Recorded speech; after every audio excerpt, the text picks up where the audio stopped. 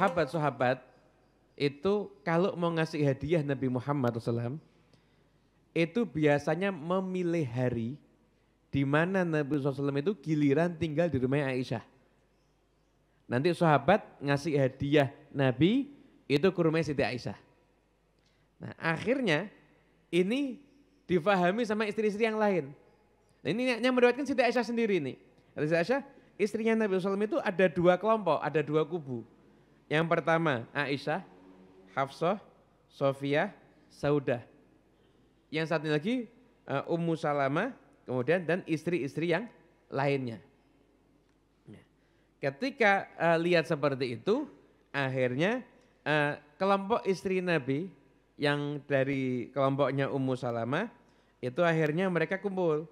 Kemudian setelah itu mengatakan pada Ummu Salamah, kamu coba sampaikan ke Rasulullah SAW, biar Rasulullah SAW itu kalau bicara, kalau nanti ngomong ke sahabatnya, bilang barang siapa yang mau ngasih hadiah ke Rasulullah, maka silakan hadiah itu diantarkan kemana Rasulullah SAW berada di rumah istri-istrinya. Jadi tidak harus nunggu di rumahnya Siti Aisyah. Akhirnya saya itu Ummu Salamah datang menyampaikan kepada Rasulullah SAW. Sampaikan sama Ummu Salamah, itu Nabi SAW diem nggak jawab. Udah, setelah itu balik, tanya gimana? Wah cuma diem nggak jawab. Akhirnya lagi. Ummu Salamah datang lagi, yang kedua kali. Tetap Rasulullah SAW itu diem juga nggak jawab. Kata yang kelompok ini tadi, lagi. Akhirnya datang lagi Ummu Salamah, kemudian bicara lagi dengan Rasulullah SAW. Kata Nabi, la tu'dhini fi Aisyah, fa innal wahya lam ya'tini wa ana fi thawbi imra'atin ila Aisyah. Kamu jangan mengkritik aku dalam urusannya Aisyah ini. Sesungguhnya wahyu tidak pernah mendatangi aku sedangkan aku di selimutnya seorang perempuan kecuali itu Aisyah. Ada Nabi SAW itu mengatakan, lu udah urusanku sama saya jangan diganggu lah, jangan diintervensi dan lain sebagainya. Kurang lebih begitulah maknanya. Dan saya itu Ummu Salamah mengatakan, atubu ilallah min adzaka ya Rasulullah.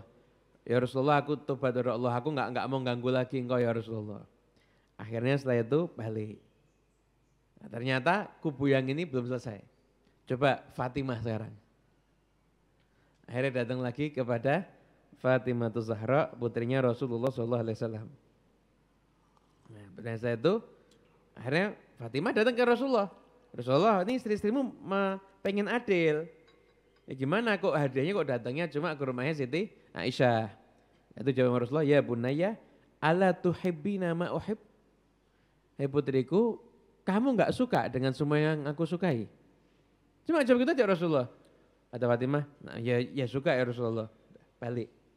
Nah, Fatimah enggak berani lagi. Akhirnya saya itu ngutus Zainab binti Jahash.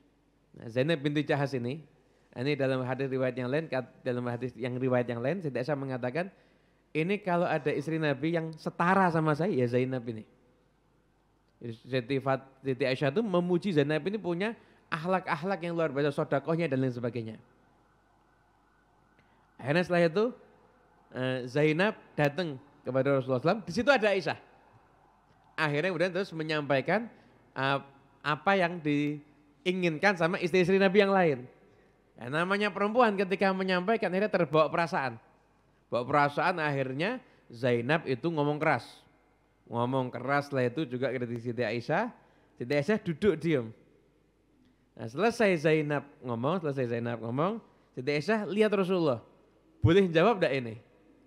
Nah ketika itu yang ditangkap dari tatapan matanya Nabi Muhammad SAW, boleh jawab. Akhirnya Siti Aisyah kemudian jawab. Dijawab semua sampai Zainab itu diam. Nah, itu Zainab itu diam, maka kemudian Nabi SAW mengatakan, innaha bintu Abi Bakrin, ini putrinya Abu Bakar. Jadi kalau misalkan pinter itu ya enggak salah, jawabannya itu bagus. Nah diterangkan oleh para ulama, ini bukan enggak adil, ini ngomong enggak adil ini enggak pernah belajar ini. Yang wajib adil itu dalam urusan satu nginep. Yang kedua nafkah yang sifatnya wajib. Ini kan kondisinya sahabat ngasih Nabi sedangkan ada di rumahnya Siti Aisyah. Dan terus hadiah itu sama Nabi juga dibagi-bagi. Dibagi-bagi juga kepada istri-istri yang lainnya.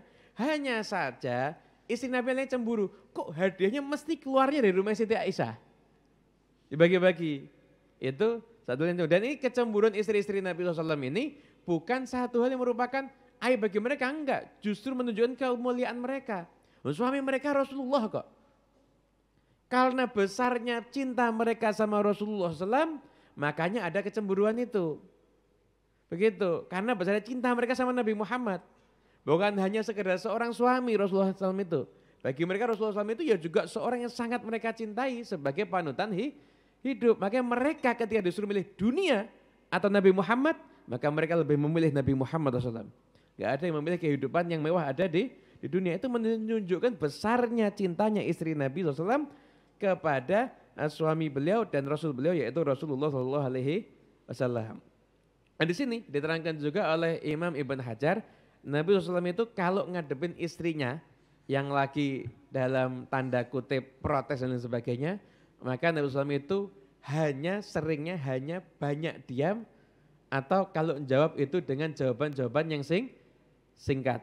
Kenapa? Karena ketika istri itu protes ngomel dan lain sebagainya, itu sebenarnya bukan nunggu jawaban, hanya kepingin didengarkan. Kalau lagi ngomel gitu aja, maka sama Rasulullah ya dituruti, didengarkan. Itu kadang Nabi nggak jawab, itu kadang juga sama Rasulullah SAW hanya dijawab dengan jawaban-jawaban yang singkat. Lah begitulah Rasulullah SAW mengelola hubungan antara beliau dengan istri-istri beliau yang lain.